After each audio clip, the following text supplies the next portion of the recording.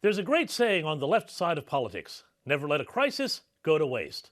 It's a shorthand way of saying that when things go wrong, there's an opportunity for all the meddlers and technocrats and do-gooders to get under the hood and try to fix not only the problem, but a lot of other things as well, with predictably disastrous results. How disastrous? Let's find out as we go busting the narrative.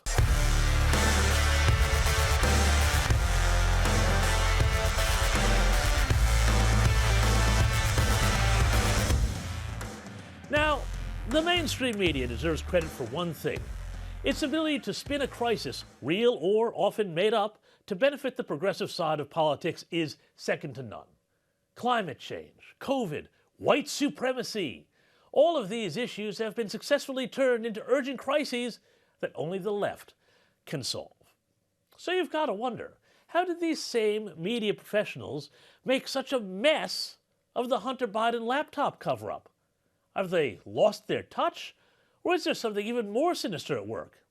I mean, setting the narrative used to be easy for them, right? I mean, all you had to do was show a polar bear adrift on an iceberg to prove that the planet was warming, or show people dropping like flies on the streets of Wuhan so that Western authoritarians could justify shutting down our economies. And all they had to do was play video of Donald Trump saying just about anything to prove in their mind that white conservative men were evil racists who couldn't be trusted with political office. So when Donald Trump's lawyer Rudy Giuliani revealed in October 2020 that he had come into possession of a laptop that had previously been owned by first crackhead Hunter Biden, which contained evidence of sordid behavior and family corruption that could seriously jeopardize Joe Biden's run for the White House, the leftist media's response was as fast as it was instinctive. "It's all President Trump's allies," screamed the New York Times, "and Russian propaganda," and, quote, "many questions remain about the origins of the allegations." And, of course, the mainstream media fell right into line.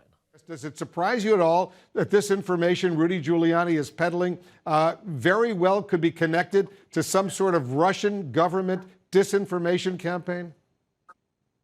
Well, we know that this whole smear on Joe Biden comes from the Kremlin. That's been clear for well over a year now, that they've been pushing this false narrative about the vice president and his son. Focusing on Hunter Biden just furthers the entire scheme that Trump put forward. Yes, Hunter Biden was involved in a fund that raised a lot of money, that did invest in Chinese companies. Hunter Biden says he resigned from the company, says he didn't make a penny. Regardless, there's no evidence that Joe Biden got any of that money. Actually, there was, as the New York Post reported.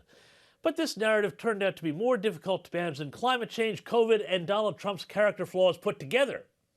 And in fact, as the New York Times has finally admitted, the truth regarding Hunter Biden was always going to force its way into the open.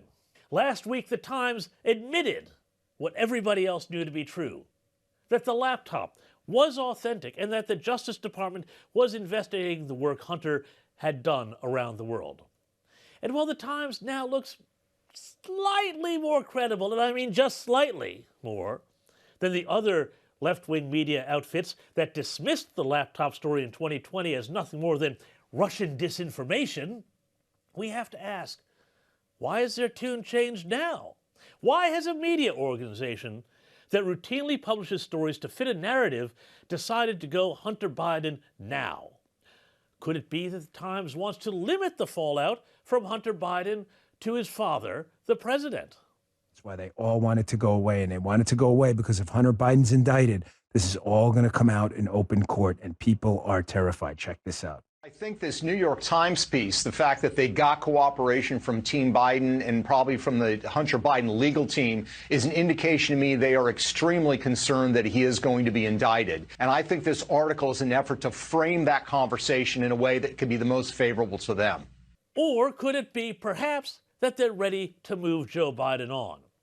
Either way, the media's dereliction of duty is not the big story here. No.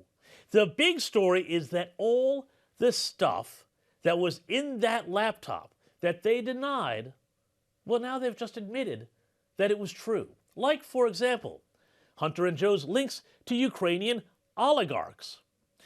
The New York Post reported in October 2020, and was practically shut out of social media for its trouble, that Hunter Biden introduced his father, then Vice President Joe Biden, to a top executive at a Ukrainian energy firm less than a year before the elder Biden pressured government officials in Ukraine into firing a prosecutor who was investigating the company.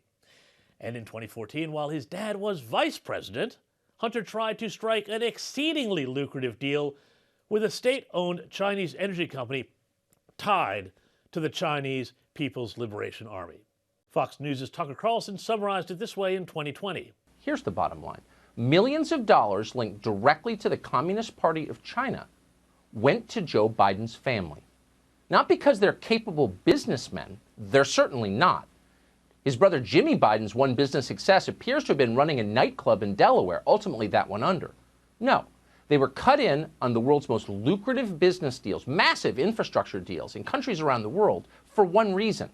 Because Joe Biden was a powerful government official willing to leverage his power on behalf of his family.